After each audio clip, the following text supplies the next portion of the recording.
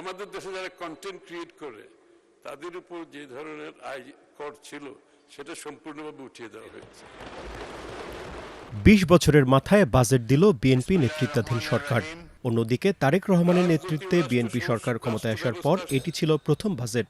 দীর্ঘদিন পর ক্ষমতায় আসা বিএনপি সরকার কেমন বাজেট দেয় তা নিয়ে অনেকেরই আগ্রহ ছিল।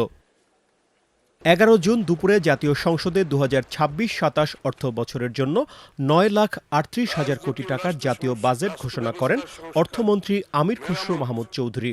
আমি আমির খসরু মাহমুদ চৌধুরী, অর্থমন্ত্রী, ২০২৫-২৬ অর্থ বছরের সম্পূরক বাজেট এবং ২০২৬-২৭ অর্থ বছরের প্রস্তাবিত বাজেট এই মহান সংসদে উপস্থাপনের জন্য অনুমতি প্রার্থনা করছি। আপনাকে ধন্যবাদ মাননীয় স্পিকার। অনুমতি দেওয়া হলো। দেশের ইতিহাসের সর্ববৃহৎ বাজেট এটি। বাজেটে রাজস্ব আদায়ের লক্ষ্যমাত্রা নির্ধারণ করা হয়েছে ৬,৯৫,০০০ কোটি টাকা। বাজেট উপস্থাপনের শুরুতেই ব্যাংক থেকে সরকারের ঋণ নেওয়া কমানোর প্রতিশ্রুতি দেন অর্থমন্ত্রী। আমরা ব্যাংকিং ব্যবস্থা হতে ঋণ গ্রহণের পরিমাণ আগামী অর্থ বছরে ৬,০০০ কোটি টাকা হ্রাস করার প্রস্তাব করছি। প্রস্তাবিত বাজেটে নতুন কর্মসংস্থান সৃষ্টি, বিদেশে নতুন শ্রমবাজারের সন্ধান ও বন্ধ থাকা শ্রমবাজার খোলা নিয়ে কথা বলেন অর্থমন্ত্রী। বিভিন্ন খাতভিত্তিক কর্মসংস্থান সৃষ্টির ব্যাপক পরিকল্পনা বাস্তবায়ন সরকারের অন্যতম প্রধান অগ্রাধিকার। মেধা যোগ্যতার ভিত্তিতে একটি বৈষম্যহীন কর্মসংস্থান ব্যবস্থা করে তুলতে আমরা প্রতিটি জেলা, উপজেলা পর্যায়ে সরকারি এমপ্লয়মেন্ট এক্সচেঞ্জ ব্যবস্থা চালু করার উদ্যোগ নিয়েছি। প্রত্যেক জেলা উপজেলায় একটা এমপ্লয়মেন্ট এক্সচেঞ্জ হবে, যাতে করে লোকজন তার চাকরির সুযোগ কোথায় আছে সেটা বুঝতে পারে, সেভাবে সে তৈরি হতে পারে।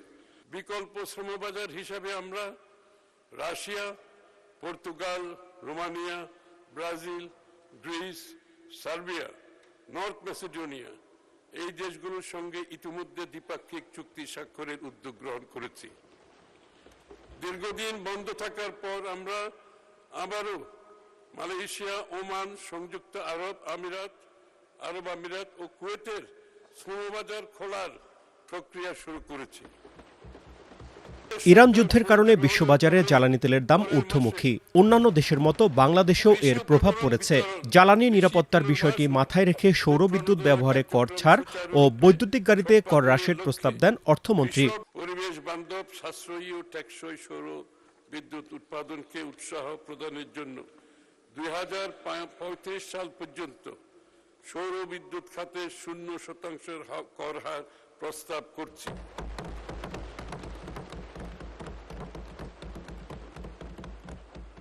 সৌর বিদ্যুৎ আর ট্যাক্স দিতে হবে না। একই সাথে সৌর বিদ্যুৎ, হাত ব্যথা হচ্ছে, এখনো তো শেষ হয় নাই। একই সাথে সৌর বিদ্যুৎ বিলের উপর, এটা আরো ইন্টারেস্টিং, একই সাথে সৌর বিদ্যুৎ বিলের উপর ব্যবহারকারীদের কনজিউমার সৌর বিদ্যুৎ বিল পরিশোধের বিপরীতে 5% কর রেয়াত সুবিধা প্রদানের প্রস্তাব করছি। যে সকল প্রতিষ্ঠান 4 চাকা 4 হুইলার, 3 চাকা 3 হুইলার, বিদ্যুৎ চালিত যানবাহনের বডি তৈরি, ওয়েল্ডিং, পেইন্টিং, অ্যাসেম্বলিং সম্পন্ন করার মাধ্যমে স্থানীয় পর্যায়ে উচ্চ মূল্য সংযোজন করবে, তাদের ক্ষেত্রে উপকরণ ও যন্ত্রাংশ আমদানিতে 3% আমদানি শুল্ক ব্যতীত সকল প্রকার শুল্ক কর মওকুফের প্রস্তাব করছে। ইলেকট্রিক গাড়ির চার্জিং স্টেশন আমদানিতে সকল প্রকার শুল্ক হার প্রত্যাহার। ইলেকট্রিক ইভি নির্বিঘ্ন চলাচল নিশ্চিত করতে সবচেয়ে জরুরি দেশব্যাপী বিস্তৃত charging network.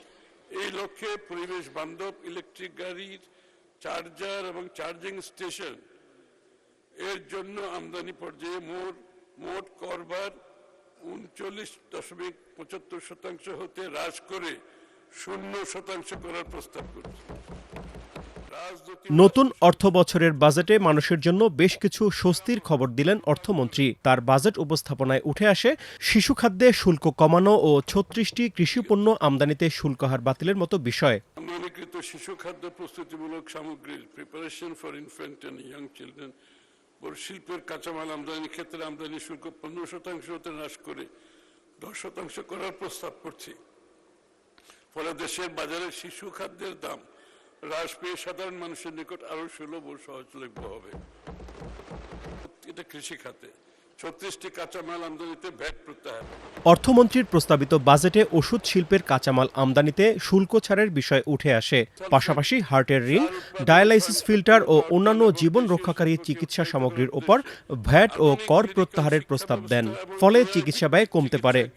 Kidney dialysis filter আমদানিতে বিদ্যমান 5% অগ্রিম কর সম্পূর্ণ মওকুফ।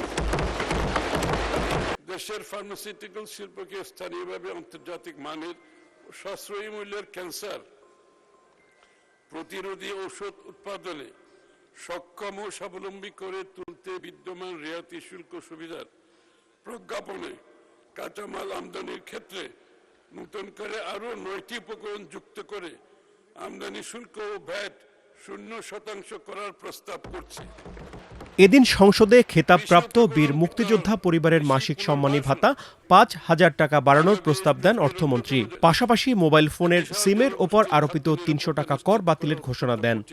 দেশের সাধারণ মানুষের নিকট মোবাইল সেবা আরো সহজলভ্য করার লক্ষ্যে প্রতিটি মোবাইল সিমের উপর আরোপিত 300 টাকা হারে কর সম্পূর্ণরূপে প্রত্যাহারের প্রস্তাব করছি। এখন থেকে সিম ফ্রি, আর টাকা দিতে হবে না। প্রস্তাবিত বাজেটে দেশীয় শিল্পকে সহযোগিতা করার বিষয় উঠে এসেছে বেশ কয়েকবার। আমদানি নির্ভর প্রযুক্তি পণ্য যেমন mobile phone, refrigerator, freezer, air conditioner, washing machine, ATM, CCTV camera স্থানীয়ভাবে উৎপাদনপূর্বক সাশ্রয়ী মূল্যে সাধারণ ভোক্তাদের ক্রয় ক্ষমতার মধ্যে রাখা এবং এ খাতে রপ্তানি উৎসাহিত করানোর জন্য এই সকল পণ্য উৎপাদনের কাঁচামাল ও উপকরণ আমদানিতে বিদ্যমান শুল্ক ও কর অব্যাহতির সুবিধা আগামী 30 জুন 2030 পর্যন্ত বর্ধিত করার প্রস্তাব করছি। বাজেটে ফ্রিল্যান্সিং, তরুণ উদ্যোক্তা ও কন্টেন্ট ক্রিয়েটরদের জন্য সুখবর দেন অর্থমন্ত্রী। তিনি বলেন, এ ধরনের উদ্যোক্তাদের আয়ে কোনো ধরনের কর বসবে না। তরুণ, নারী, প্রতিবন্ধী ও উদ্ভাবনী উদ্যোক্তাদের বিশেষ সহায়তা প্রদানের জন্য বর্তমানে শুধু আইটি ফ্রিল্যান্সিং এর উপর কর অব্যাহতি আছে। এই কর অব্যাহতির সুবিধা অন্যান্য সকল প্রকার ফ্রিল্যান্সিং আয়ের ক্ষেত্রে সম্প্রসারণ করার প্রস্তাব করছি। অল ফ্রিল্যান্সিং, তাদের আর বিষয়টা নাই। এর ফলে ফ্রিল্যান্সাররা তাদের আয় বৈধ পথে ব্যাংকিং চ্যানেলে দেশে আনতে উৎসাহিত হবে। তরুণদের উদ্ভাবনী কাজে উৎসাহ যোগাতে সকল ধরনের কন্টেন্ট ক্রিয়েশন হতে আয়কে করমুক্ত করার প্রস্তাব করছি। এটা আবার বলবো? এটা আবার বলতে হবে। এটা একটা বিশাল ব্যাপার। আমাদের দেশে যারা কন্টেন্ট ক্রিয়েট করে তাদের উপর যে ধরনের আয় কর ছিল সেটা সম্পূর্ণভাবে উঠিয়ে দেওয়া হয়েছে। রাজস্ব আদায়ের লক্ষ্যমাত্রা ঠিক রাখতে বিদেশি কাজু বাদাম, কফি ও তৈরি খাবার আমদানিতে বিভিন্ন হারে শুল্কায়ন মূল্য বাড়ানোর প্রস্তাব দেন অর্থমন্ত্রী। দেশের চাষ উৎপাদনকে উৎসাহিত করার লক্ষ্যে অপ্রক্রিয়াজাত কাজু বাদাম, ক্যাশনাট ইন শেলস এর প্রক্রিয়াজাত কাজু বাদামের ক্যাশনাট শেল আমদানি শুল্ক যথাক্রমে 1% ও 5% থেকে বাড়িয়ে 25%। এগুলো রেডিমেড যেগুলো কাজ আছে এগুলোকে বাড়িয়ে দেওয়া হয়েছে। তবে দেশে উৎপাদকদের জন্য অপ্রক্রিয়াজাত কাজু বাদাম আমদানি শুল্ক 15% করার প্রস্তাব করছি। তারা যাতে ইম্পোর্ট করে আবার প্রসেস করতে পারে। আমদানিকৃত পাঙ্গাস মাছের ফিলেটের উপর 20% সম্পূরক শুল্ক আরোপের প্রস্তাব করছি। ক্যান্সার সহ 6টি জটিল রোগে আক্রান্তদের সহায়তা দ্বিগুণ করার প্রস্তাব দিয়েছেন অর্থমন্ত্রী আমির খসরু মাহমুদ চৌধুরী। এছাড়া সামাজিক নিরাপত্তা খাতে 1,46,000 কোটি টাকা বরাদ্দের প্রস্তাব দিয়েছেন তিনি। অন্তর্ভুক্ত করে 0% হারে রেয়াতি সুবিধার প্রস্তাব করছি। মেহেদী হাসান, প্রথম আলো।